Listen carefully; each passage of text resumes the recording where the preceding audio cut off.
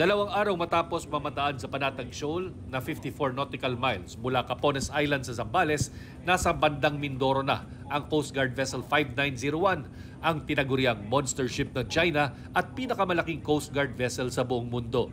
Kaninang umaga ay nasa 80 nautical miles ito mula Lubang, Occidental Mindoro.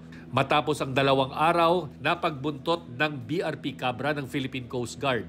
Sa kabila ng paglalayag ng monster ship sa EEZ, hindi raw dapat matakot ang mga Pilipinong mangingisda ayon sa National Security Council. Mukhang parte ito ng intimidation, parte ito ng coercion, aggression, deception na ginagawa ng China. Sa social media post ng security analyst na si Ray Powell, makikita na bukod sa pagbuntot, iniikutan din ng BRP Cabra ang monster ship habang binabantayan ito. You are directed to depart immediately. Patuloy din ang pag-radio challenge sa monster ship at pagtiyak na wala itong ibang ginagawang iligal.